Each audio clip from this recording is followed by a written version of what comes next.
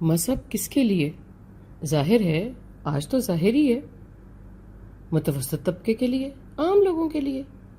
نہ تو اوپر والوں کو ہی کوئی فکر یا ضرورت ہے اللہ یا آخرت کی، نہ بیچارے غریب کو فرصت ہے کہ روٹی کے رونے سے اوپر اٹھ کے دیکھے اس کے ٹوٹے ٹپکتے چھپڑ سے باہر بھی کوئی دنیا ہے، یا اس پر راج کرنے والا کوئی ہے، ہم سب کا مالک۔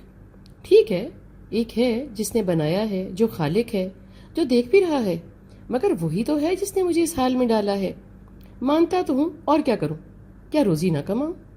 اگلے دن کی فکر نہ کروں؟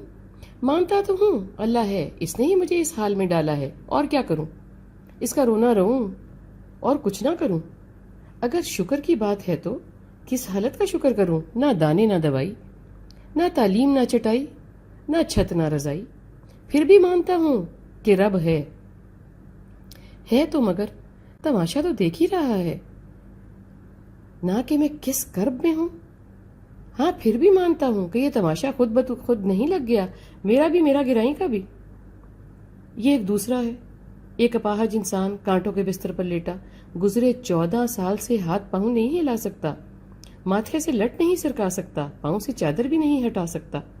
کل اس سے دین کے بارے میں پوچھا گیا، اور دین دینے والے کے بارے میں، اور شکر گزاری۔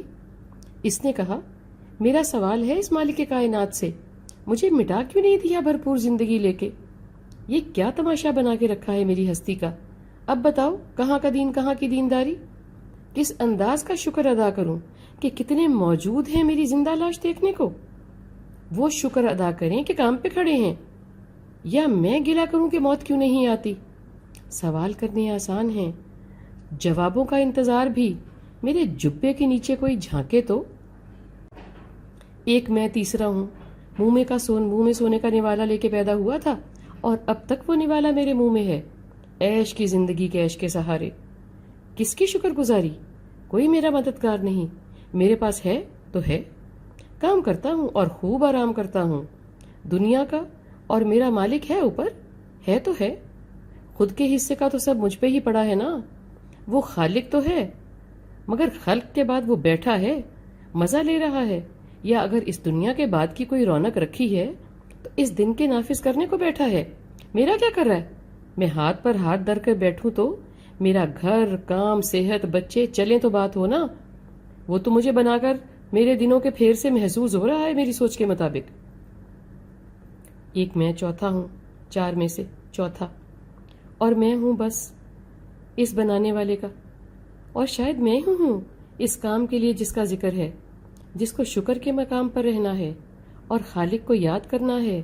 عبادت بس مجھے ہی کرنی ہے، دوا مجھے ہی کرنی ہے، لو مجھے ہی لگانی ہے، جنت جہنم مجھے کو ہر وقت ذہن میں رکھنی ہے۔ میرا ہی حساب ہوگا اور مجھ ہی کو تولا ناپا جائے گا۔